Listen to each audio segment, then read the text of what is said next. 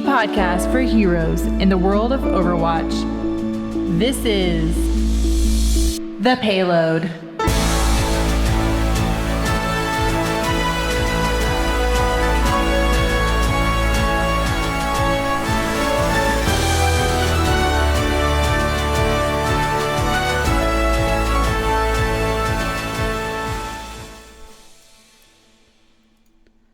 Hello, everyone, and welcome to The Payload. This is an Overwatch podcast brought to you by BlizzPro.com. This is episode 21, and let's just get into it. I have a really special guest I'm so happy to have here. It is Patrick Beja. You should probably know him from a couple other podcasts out there. The Instance, This Week in Tech, and specifically for Overwatch, the Overwatchers over at amove.tv. Patrick, it's really awesome to have you here. Thank you for joining us. How are you doing? Thanks for having me. I'm doing awesome. I'm playing the beta. I'm guesting on a show I've been listening to for a long time. It's wonderful. Life is great. Yeah, that is awesome. And Kevin, how are you doing, man? It's great to have you on the show, as always. I'm good, man. Yeah, yeah. It's been a kind of a wild ride this last little while. It seems like every week one of us has been away. There's been something crazy going on, but super thrilled to have Patrick here with us this week to talk about the game and all the cool stuff that's going on while we've got all of the interesting things happening. Open beta in full force right now, which is awesome. And I know we're going to talk about that a little later. So I just want to get started talking about all this crazy stuff, man. Yeah, so let's hit the news right now. This week in Overwatch. Another week, another new comic out from Blizzard. This time it is titled Going Legit, and once again it was released shortly before we went live. And this time it is going over Junkrat and oh man, why did I space on that name? Kevin, help me. Okay, Roadhog. Yeah, it was really a really different feeling for the comic than the last two. Patrick, have you had a chance to check it out, and if so, what did you think of it? Yeah, I did read it. I'm in Japan, so basically I woke up and checked Reddit, and it was like, oh, there's a new comic. Quick, let's read it before I jump on Skype to do the show. But yeah, it's okay. The comics are definitely not as great as the animated shorts. I think they're nice. I think the goal of the comics is really to sort of show you a slice of life, a typical slice of life that displays the characters of the characters they're showcasing. And I'm starting to understand what they're trying to do with these, and certainly in this one as well, it sort of explains to you what these two characters are in, 7-8 pages, and what they're about, their core characteristics. And in that sense, I think it succeeds. I think the Reinhardt comic that you talked about last week, I believe, was actually, I really liked it too, because we can get into it if you want after. But yeah, I think in that sense it succeeds. It shows you what these characters care about, what they are, what they in just a few pages. So it was okay. What do you think, Kevin? Honestly, I obviously had stronger feelings than everybody else did last year with the Reinhardt one. I actually really liked this one. I felt like it was a little bit more of an interesting story, told you a little bit more. You got a better flavor for both Junkrat and Roadhog. I do kind of feel bad that they're so tied together and that you don't get any individual personality between them, really, because that story is told as one all the time, and that's okay. Well, the Roadhog personality would probably be relatively boring in comic form. Yeah. He basically goes. There is an element of that, absolutely. But I actually really like the visual styling on this one a lot better. I felt like there was just more variety, a better color palette, everything. Like, it was such a cool visual representation of all the different locations they were going, and there's a lot more going on in this one. And I think I just will echo what we've said since the very first week that the first one came out for McCree, which was, I want to see them in print. Like, I want to see how these would look as a physical collection, because I think that's where they're really going to shine, is for people who want to enjoy the comics in that medium, right? It's tough to really appreciate it online because it's not being done as a traditional web comic. It's not being done in that paneled style. It looks like it belongs in something that I could sit and leaf through and that has new comic smell, right? I want it to show Yeah. up in the mail from Amazon. So I'd be shocked if we don't see some sort of collection later on of all these comic shorts here, and because they're really good. I mean, they're a little small to be, I think, their own comics a little bit, because the comics that do come out, I think they're about this length, but they have a ton of ads on it to kind of take up more space, and I don't see Blizzard doing longer. that. No, it's a little bit longer. Usually the comics are about 20 pages, 22 pages. These ones are just, what, 8, 9? Yeah. I think they would keep them as promotional material. Maybe they're going to distribute some at BlizzCon, although they don't need to promote the game to people who go to BlizzCon. But the McCree one was printed and given out at PAX, right? So maybe that's the kind of thing they're going to do. I assume that's the vision long term, is that they want to have, because they Overwatch, more so than any of the other franchises at this point, is a multimedia franchise, right? The digital shorts, I assume, eventually will probably be part of a long-term, like, purchasable package, the way that traditionally when you buy the collector's edition of one of the other games, it would come with a soundtrack and a making of DVD and little inserts. There was a physical comic that came, I think, in the was it the Wings of Liberty? Yeah, the Wings of Liberty collector's edition, a physical printed comic. I think it was Volume 0 or something like that. Right, and I have no idea if there was any kind of follow-up, but I know it's something they kind of like dabbled in previously. But and I think they have plans for an actual comic for Overwatch, a printed physical one that's going to come out at some point. That's different from the digital ones from this series. Yeah, so I think there's probably going to be more of this stuff coming. Whether it's more animated shorts, more online comics, more physical comics, like this is a franchise that's already heavily diversified from being just a video game and just a PC game, because that's also been a big eye-opening thing with Blizzard, is getting their stuff out onto mobile with Hearthstone and now console with Overwatch. So I'm looking forward to seeing more. Yeah, most definitely. And I really enjoyed this comic. It was very different from the previous two, so go check it out. But speaking of that Reinhardt comic, I actually came across this today. There's this company called Madefire Studios, and they put out that Reinhardt comic onto their DeviantArt page, madefirestudios.deviantart.com. I absolutely recommend checking it out, putting some headphones on and reading that comic, because they put in some motion graphics and audio into it, and it just becomes significantly more impactful reading through it than it did the first time through for me. I mean, there's obviously the music from Overwatch, which is already just incredible, and you have a lot of the just audio from the game, Reinhardt's punches and swings of his weapon and stuff like that. I don't know if either of you guys were able to check that out. I know I literally just found out about it before the show. But if you have, do you have any thoughts?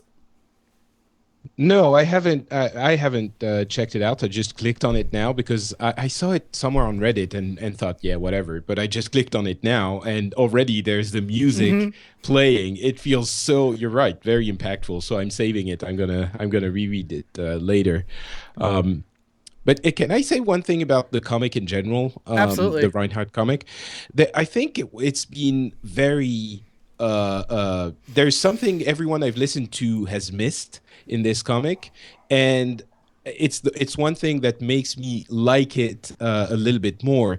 I think this comic is all about one panel in the entire piece, in the entire issue, and it informs you about Reinhardt's character immensely, and that justifies for me the quality of the entire comic. It's that one panel where he is taking on the group of, what are they called, the dragons, or and he sees an actual dragon with the knights on, they're actually on bikes, but he sees them on horses with armors and stuff like that. And in that panel, you see the giant dragon spreading its wings and the knights coming at him. And at first I didn't really understand what it was, but then after I thought it was an actual dragon in the world of Overwatch. I was like, what the hell is happening? But then you see he's fighting them and they're just the regular people on bikes. So that one panel just shows you what he sees when he's going into battle.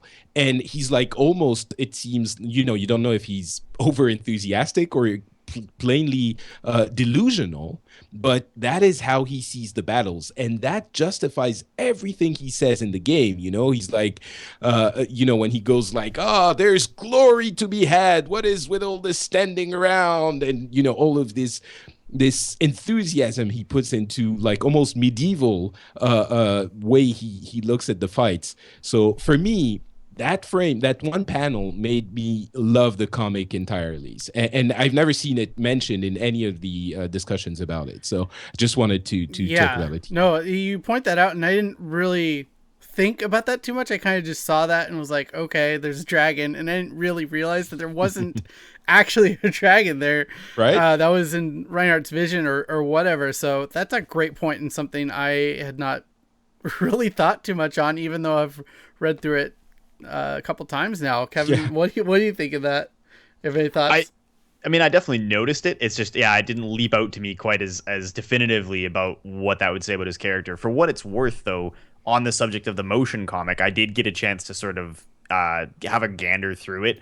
I think it would have been neat to have some kind of voiceover is the only thing that it felt like it maybe missed, which is obviously very difficult because everyone has such a clear indication of what those characters should sound like because they've all got very, very well done voice actors for the core characters, at least. But that's what I was kind of expecting and didn't get from it. But the Reinhardt comic was, I think, a really great one. And done this way, it feels a lot more impactful. You get a way more like concise feel of the story, even with simple things like some zoom effects and the occasional like beep as they push a button on a panel or something. Like it was just enough to give it a little more depth and make me feel like I was slightly more engaged in what was going on. And that's not to discredit the art, which was incredible, or anything else. I just wasn't the hugest fan of the Reinhardt story because it didn't have the same compelling depth to me and the same variety and design characterization that the other ones we've seen have had. So that was a very cool way to give it breathe some new life into it. Yeah, most definitely. And now we're going to talk a little bit about the beta. It's in open beta now. It's exciting. There's so many new people able to get in and experience Overwatch, and it's kind of obvious if you've been in the beta for a while, you've kind of learned things about certain heroes. You see other people haven't learned those things quite yet. So it makes it, it's a very new experience for a lot of people. If you're not familiar with the details, it is open right now on PC and consoles, PlayStation 4 and Xbox One, ends May 9th. Make sure you check it out and see if you are interested in buying this game. I've already had a couple of people who I know were kind of on the fence about it, play it, and absolutely have fallen in love with this game. It's definitely one of those games you kind of look at it and you think, oh, it's a generic shooter maybe, but you play it and that's when you see the depth of the game. I've gotten to play a little bit and it's been really fun. I'm trying to play a bit more out of my comfort zone. I'm playing a lot more Tracer, who I'm trying to learn to be good at, but the skill cap is so high for her. Kevin, have you had a chance to play? I know you've been super busy, but have you gotten to sneak in a game or two here? A couple, not as many as I would like. My project for this week, if I find time between now and Monday when the open beta is over, is to make a specific and separate point of downloading it on my Xbox, because I've got plenty of hours logged on PC. I feel good about my PC pre-order. I will be at the store on release day trying to snag a copy of the collector's edition because that's what I do. But I for sure would like to just see how it plays on console. I know that having not been able to be at PAX East this year, which was the first chance anybody had outside of Blizzard's walls to play it on console, the feedback I heard was largely good. But I just specifically would like to try it myself, because if I'm going to be cajoling my friends into playing this game, which I am, it's more likely that I'm going to be able to get them to buy into it on console, because everybody I know has a PS4 or an Xbox One sitting at home, and they're all plenty likely to replace that with the next generation of whatever down the road. That's really not a huge debate in the circle of people that I know, but a lot of them maybe don't have a gaming PC that will run the game smoothly or have all of the necessary peripherals to really appreciate and enjoy it that way. So I just want to know what it feels like on console so that I can firsthand say, all right, I've played it on Xbox for a couple of days, sat around on a Friday night, blowing kids up and really enjoyed it. So this is my recommendation. And that's my project while this thing is in open beta. So till Monday, till Monday. So on that, I did actually play a little bit on PS4. What did you think? And I really like it, but the controls are something I'm going to have to get used to. It's very difficult because, as you know, Farah is my favorite hero. It's hard trying to hold the jetpack and shoot and aim all at the same time. So I have to figure out maybe a different button configuration would work better for me. I just eventually settled down on Soldier 76. And I was like, well, that's the generic shooter kind of character. And for some reason, as I was playing, I totally forgot that not everyone has run. And I was like trying to figure out how to run, because I guess that's like my automatic response to a console shooter is find the run button. So I run faster. And then I remembered it was only on Soldier 76. So yeah, that was my experience on PS4 so far. Patrick, how has your experience in the open beta been? So, I'm one of those people that usually gets this smirk on their face when people talk about FPSs on consoles. But I actually played Destiny quite a bit on my PS4. So I understand that it can be totally playable, but I think it's different if you started playing on PC and then go to the console, you're completely lost, and it is much more difficult to handle. But if you start on console, I think you're going to be fine. It's not going to be, the controls are not going to be as refined. I think it's going to be okay. But on the subject of the open beta in general, I would completely echo what you've been saying, Jimmy. It's completely incredible how much you don't realize how much you've progressed in the game. And when you look at the new players coming in, it's like looking at someone running against the wall over and over again, and you want to look at them and tell them, no, just turn around just a little bit, there's a path right there. And complete, I'm not saying this I'm not criticizing anyone. It's just we were all doing exactly that when we first started, but it's just we didn't realize how much we learned about the game. So I have to imagine the developers at Blizzard looking at the first wave of beta and going like, oh my God, I wonder how they're going to be doing. And looking at us doing these ridiculous things and going like, holy crap, they're really bad. But it's beginners. It's obviously they have to learn, and we all did. And so I try to refrain from telling everyone what to do, which I'm really fond of. Usually I'm like, you should do this and let's do that. But and I've been sort of amused by all of this, and it's surprising how little communication there is as well. I'm wondering if that's going to be the case going forward. In the olden days of the closed beta, everyone was talking a lot more, and now I'm guessing people are getting their bearings. They're sort of worrying about the 15 million things happening on the screen already, and the maps they don't know, and the characters they don't know how to control. So they don't really have time for discussion on top of that and strategizing. So, but yeah, it's surprising. No one is discussing anything. I've not even seen chat, not let alone voice chat, but just chat. So we'll see how it evolves. I think that's a fair assessment. I mean, I actually think that's one place where console will shine, because everybody playing on console almost always has the standard headset that goes with the consoles, because they've made that such a core part of the console experience across a variety of games and genres, where having a good PC gaming headset or PC microphone and like headphones, that's not necessarily a given. A lot of people don't necessarily keep that kind of equipment with their PCs. So there's probably arguments to be made either way. While, though, we're on the subject of open beta, there are a couple things we wanted to just mention news-wise because they're different from the closed beta. So there was a really good post on Overking. For those of you who are familiar with the ZAM network, it's their Overwatch site, covering a couple of key takeaways during the open beta itself. Today, Blizzard held their first quarter investors call and said they have had millions of people already get in on the open beta, so the demand was certainly there. But key notes to take away were, number one, competitive play has been disabled. So the competitive play mode is turned off during open beta. They've got some stuff they're trying to work on to tweak it in preparation for live launch. And the settings weren't going to be something they could change in time, I guess, between when they took down the closed beta and when they brought up the open beta. So the rework should be an improvement, is what they're saying. But for now, no competitive. Just so we're precise, I'm pretty sure they said that it's not going to be in for launch either. Yeah. Right. It's going to be Yes. implemented, yeah, sometime after launch. So no competitive at launch. Right. And hopefully that's not a long turnaround or wait, because I know that that's one of the things that people were clamoring the loudest for during the closed beta. Second note, there is going to be a full wipe at the end of the open beta. So anything that you unlock for skins, rewards, levels, stats, etc., all of which you can experiment with during the beta will be wiped from your account. So there's no carry forward of any kind like there was in the Heroes of Storm or Hearthstone betas. So there's not going to be anything you can take with you into the live game. I know we've talked about this in the past, Jimmy, but Patrick, how do you feel about that? Do you think that's a good decision on Blizzard's part?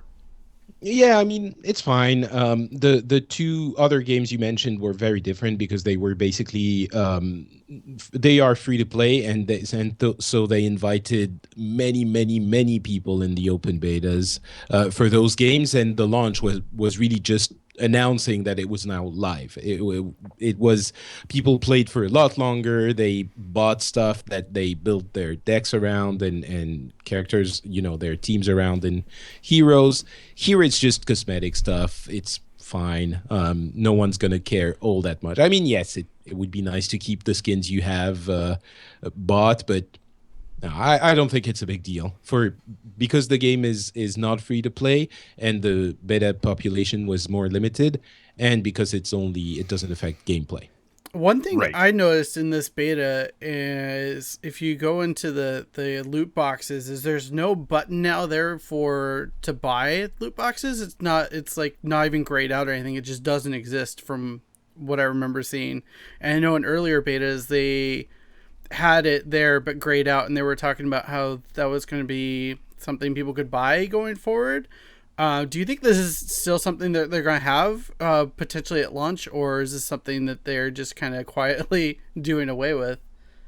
Could go either way, honestly. I don't know that the game needs it, and I think that giving people the ability to buy their way into cosmetics is obviously lucrative for them, but I don't think it's going to have a bottom line impact on the quality of the game or anyone's play experience. I don't know that I personally would spend any money on Overwatch cosmetics. I don't think it's something I would bother with. But I mean, I'm not the target audience for that stuff in the first place. I bought no skins in Heroes of the Storm.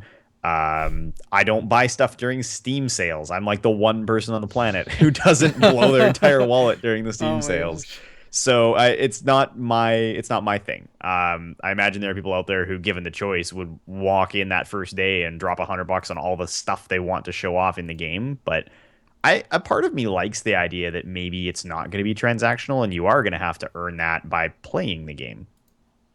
Yeah, it's still, I mean, I thought I was going to spend a lot of money on it when it first started, but then I've been playing so much that between the duplicates and the credits you get in the loot boxes, I could buy anything I wanted.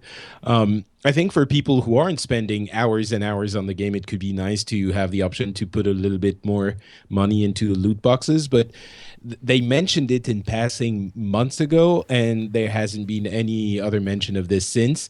They might not want to put it into the open beta so that people don't start even discussing it. It's not the kind of thing you want discussed when you're trying to promote the game in a positive way and with positive discussions. There might be people who, I don't know, don't want to have to pay anything on top of the entry price, and then they're gonna sneak it in when the game launches.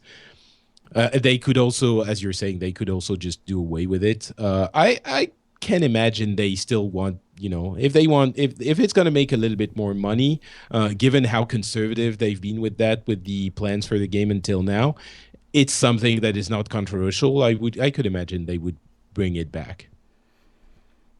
Okay, fair enough. Yeah, that makes sense. There's a few other things, guys. You can find the post in the show notes. The only other one I was going to call out specifically is Jeff Kaplan and Tim Ford, one of the lead engineers on Overwatch, did make a post about left-handed settings for the console versions of the game. Apparently, the console beta, when it launched, did not have any options for stick switching or anything for people who are left-hand dominant.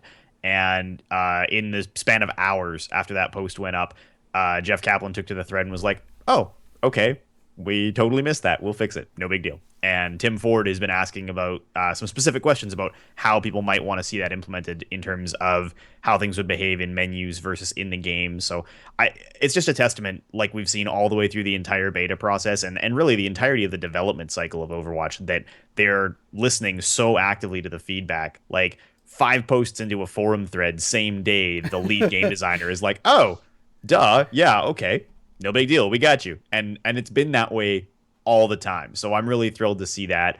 I think that basically covers the major issues and patch stuff that's occurring during open beta. Did you guys have anything else you wanted to weigh in on there? I don't think so. Just that Blizzard is very good about getting on top of these things. I mean, on one hand, it's like, oh, they should have seen this beforehand, but them seeing that in the span of a couple of hours, being like, okay, we see this, we forgot, we screwed up, we're gonna fix it, and there we go. Patrick, I cut you off there. What do you want to chime in? Oh, no worries.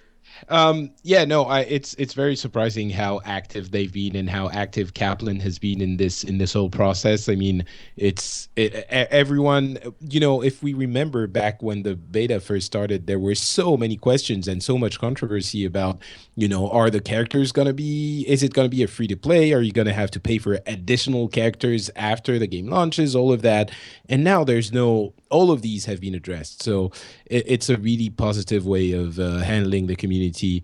And the only other thing I'd say is I was surprised there were no balance changes for the open beta. It's not that surprising, but I thought they would put a couple of them if they wanted to change a few things. But I guess they're really focused on stability and all of that. It makes me wonder if this is absolutely 100% the state of the game when it's going to launch. I guess maybe it is. We're not going to see any balance changes at all. I don't think they're going to touch it, honestly, until they start to see some really, really high level feedback during actual competitive level play. That's the same basic strategy they've taken, I would say, in most of their games.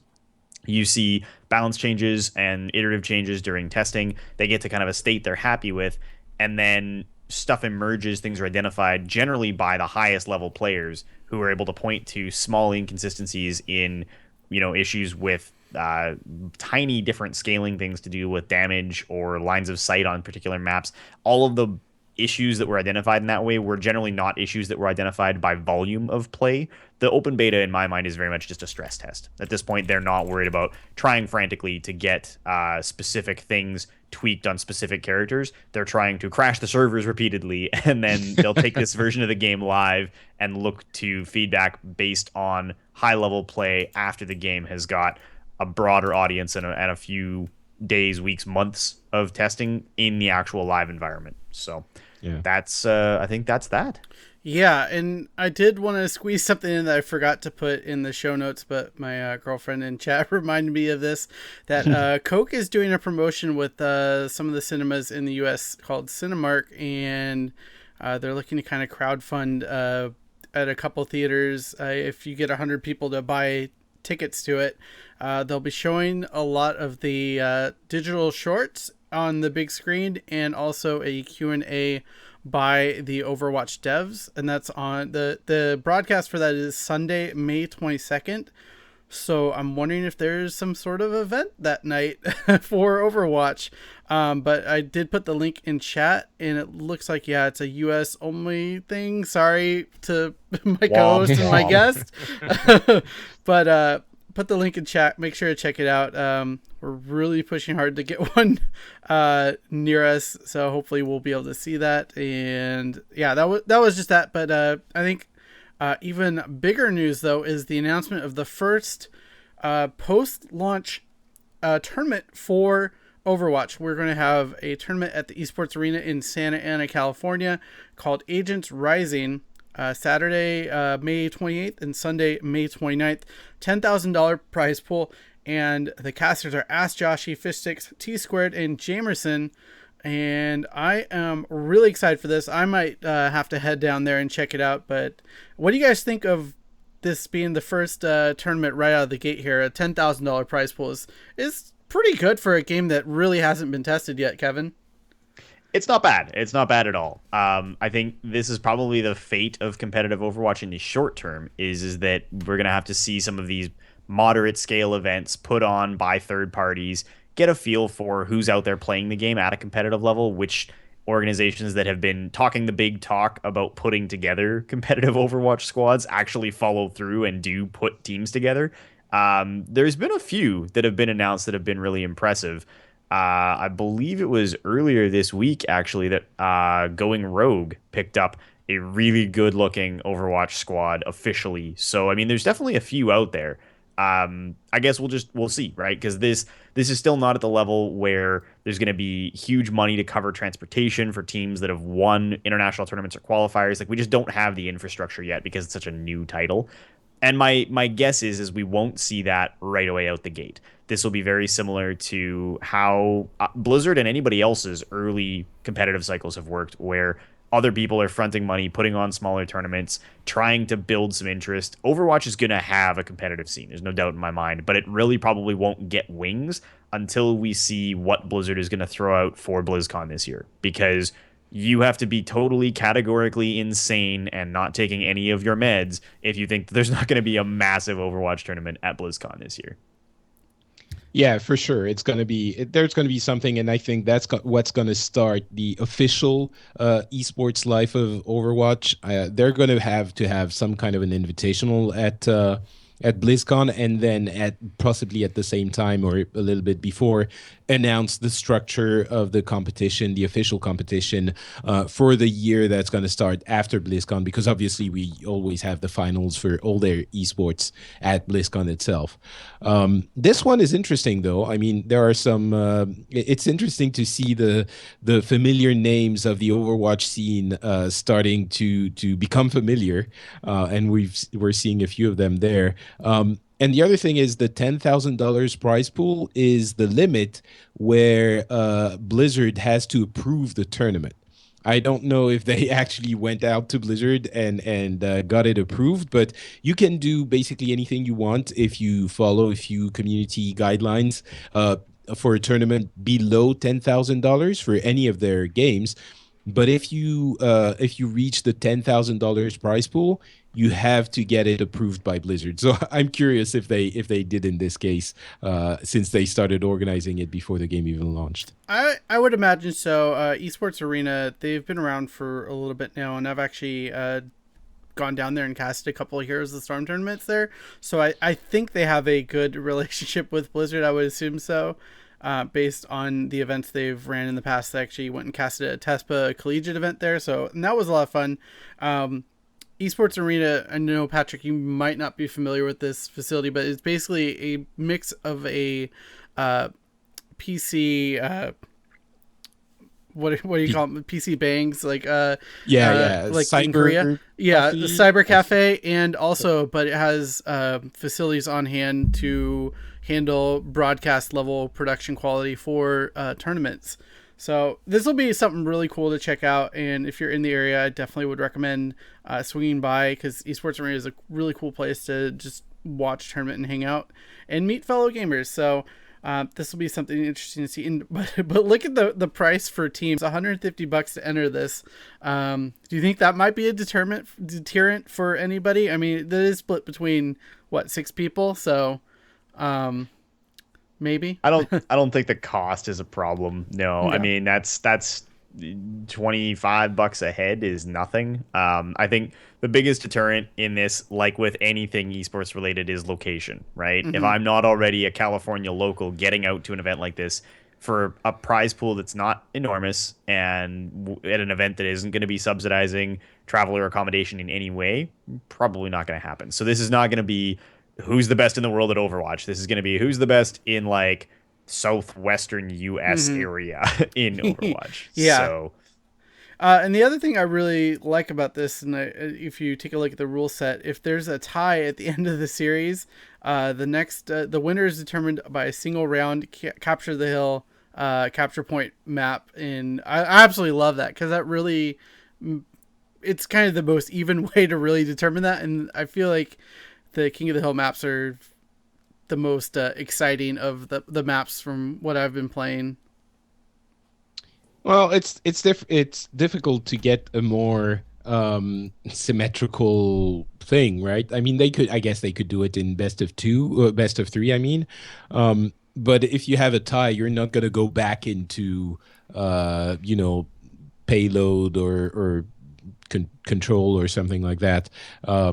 You have to do it quickly if it's a sudden death kind of thing. So they really don't have a choice. It has to be the king of the hill, right? Yeah, most definitely. And one other thing, really want to talk about, this is going to be more open discussion just about Overwatch at all. What should new players be looking out for in the game? I wanted to start off with something that I didn't even realize people were not aware is in the game, but there's a kill feed in the game. You have to go into the options and turn it on specifically.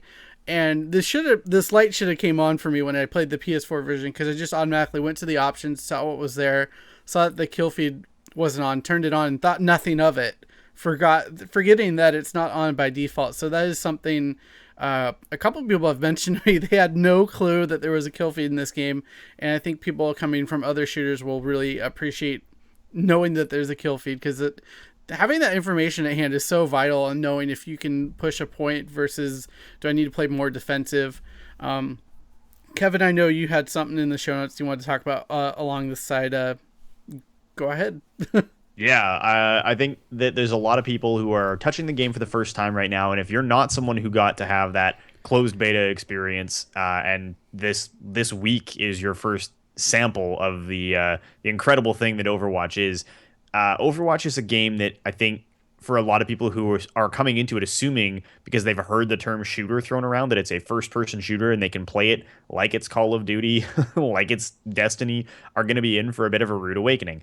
The biggest thing that people have to keep in mind is that all of Overwatch, the entire concept of Overwatch, is it's basically a team-based game. And so as tempting as it is to play it like it's a traditional shooter and find that spot where you can get a couple of clever sniper headshots or just run in guns blazing with your favorite character that you think does the most damage, that's not actually going to be how you win games. And I think those kinds of people will probably more or less filter themselves out of the Overwatch ecosystem in the short term as the game launches and they realize that they're not enjoying it because they're losing all the time.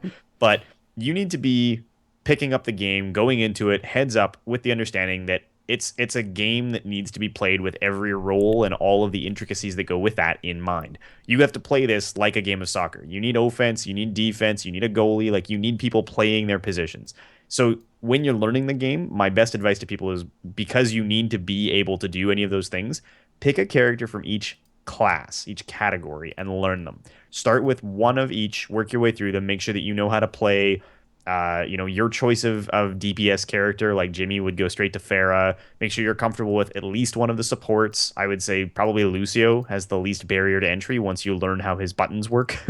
And then find yourself a tank that you're comfortable playing, like a Reinhardt, and just know each of those roles and what your job is when you're playing that role. Because as tempting as it is to be the person who gets the 4 or 5 player multi-kill or gets that one really cool headshot that you're going to make a highlight out of and post on your Twitter account, like that's not how games are going to be won or lost.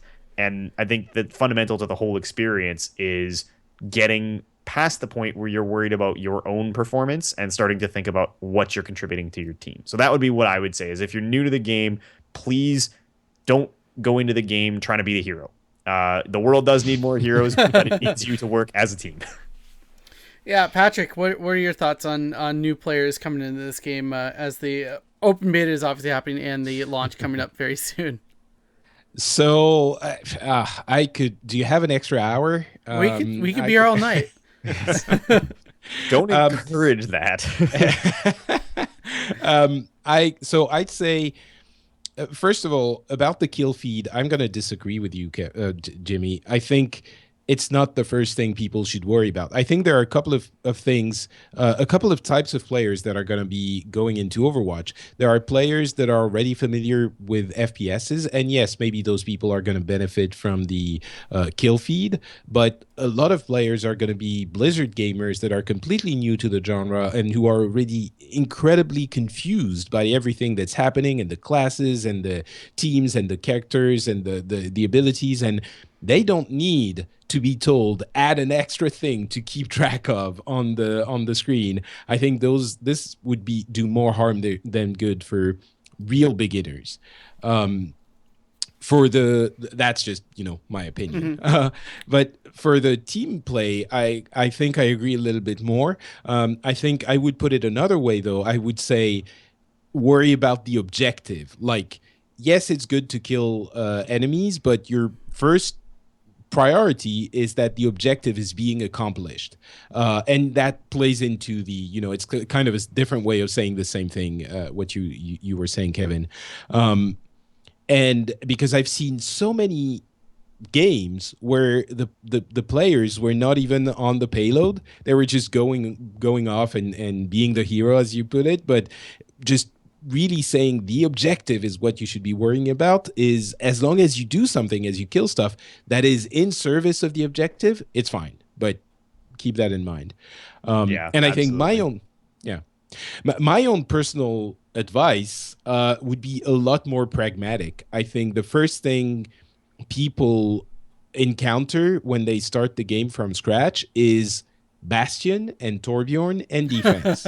Oh God. Yep. We're gonna do this. Okay. This was episode 1, right? We were like, Bastion's terrible. No, go for it. All of this has happened before. All of this will happen again. Exactly. I think that's the experience everyone is having when you and it's funny. I was looking at your faces. At least I can see Kevin on Skype. It's like when you say Bastion and Torbjorn, everyone laughs. Everyone who's had a little bit of time with the game starts laughing because they've been there and we've all been there. So I think telling people how to counter those initially super cheesy characters is super important. And so I would say, snipers are good to counter those. Pharah is excellent to counter those. Genji, he's a little bit difficult to play, but Genji is good to counter Bastion, especially with his reflect. So those maybe 3 characters should help you get past that initial sticking point. And then the other thing is, if you're really stuck at the choke point, you all know that there's a choke point, or maybe the defense team is camping your spawn point and you can't even get out of the spawn point easily because you're trying to kill them. In either of those cases, just bypass everything. Just take a character that can fly over or just teleport or do something and go to the point, go to the objective. And don't worry about all of the defense that's set up, because if they're really set up with a lot of characters that are static defense, they're going to have a hard time. They're going to take a little bit longer to get back to the point that's a little bit farther out. So again, I don't remember how many times I've captured a point, or, a third of a point or 2/3 of a point alone, because I just bypassed everything, didn't try to kill anyone, just went to the point and sat there while they were, the defense was having fun camping the attack spawn. So those would be my super low level, like really the beginning advice. I think that's the most frustrating thing. Let's break this down. If you're a new player to this team-based, objective-based shooter, you should play as a team and go for the objectives. That's basically what we have to say for you here on the Payload. Basically. Yeah. Wow. I did want to mention out Lance in our chat, one of our supporters of the show.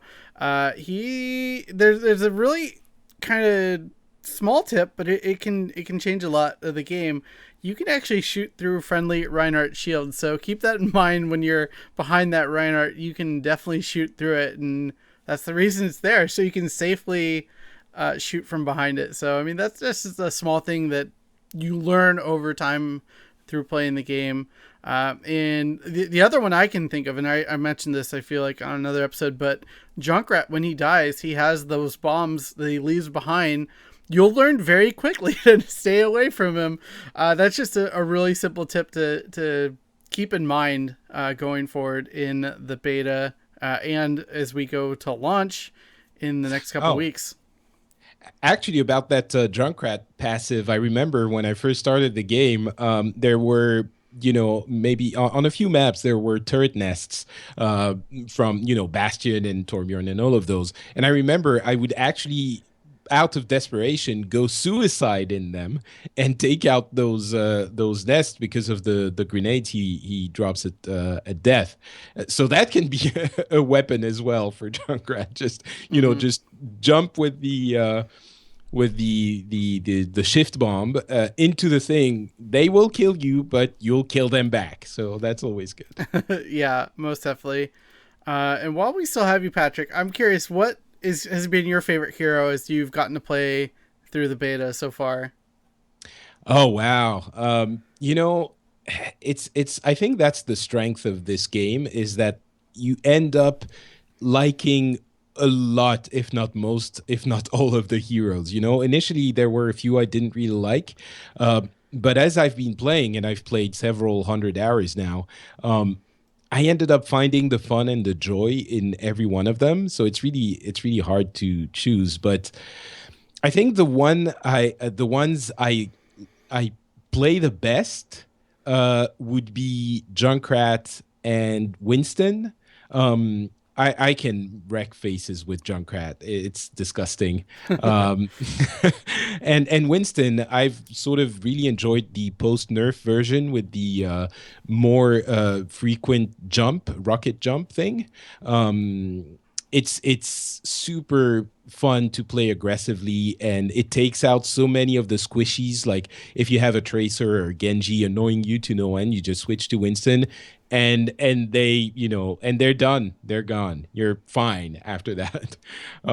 So that's really good. I really enjoy those two. The ones I like the most in concept, though, the ones I would like to be really good at, and I'm only meh.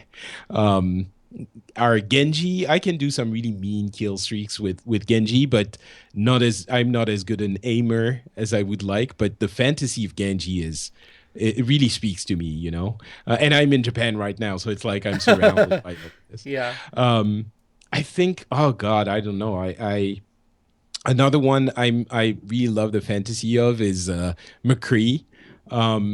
I play him, and every time he says justice ain't gonna dispense itself, I'm like, yeah, it isn't. I'm the one who's gonna dispense it. And then I go out and I'm the justice. yeah, exactly. And then I go out of the spawn point and I try to shoot people, and I'm like, I have potato aim, so anything I do is shooting other things I wasn't aiming at.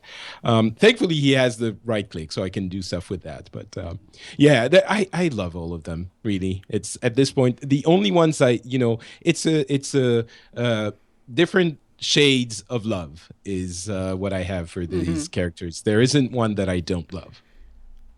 Yeah, I would have to agree with you. I mean, obviously, I think I've talked a lot about how Pharah is definitely my favorite from just playing so far.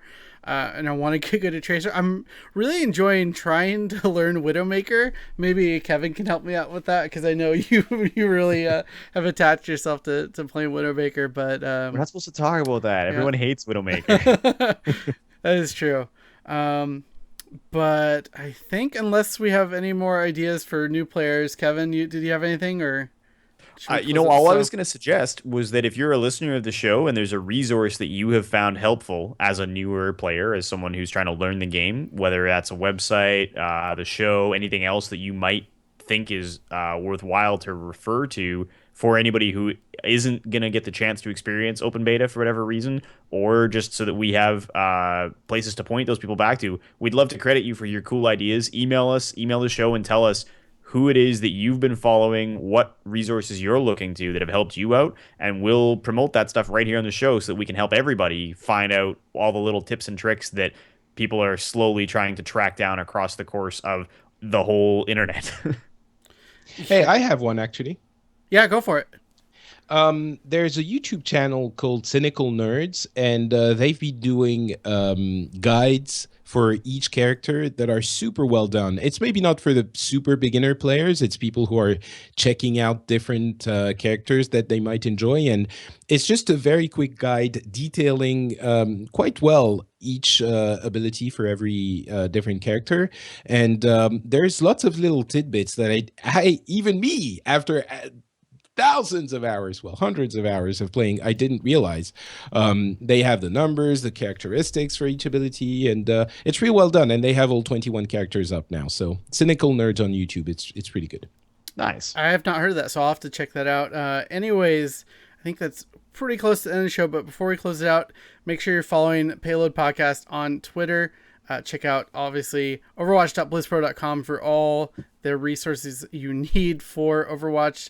I mean, there's just a plethora of information there. If you're curious about the skins that are in the game, we have, I think, all of them up in posts now, so you can check out all the skins that are in the game.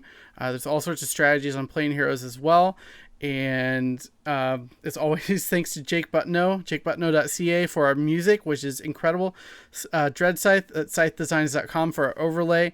As always, the email, payload@blizzpro.com. iTunes reviews help us out a ton, and you can find us on iTunes, Stitcher, Podcast Addict, and Google Podcast. I'm at DJ Tyrant on Twitter. Kevin, where can everyone follow you?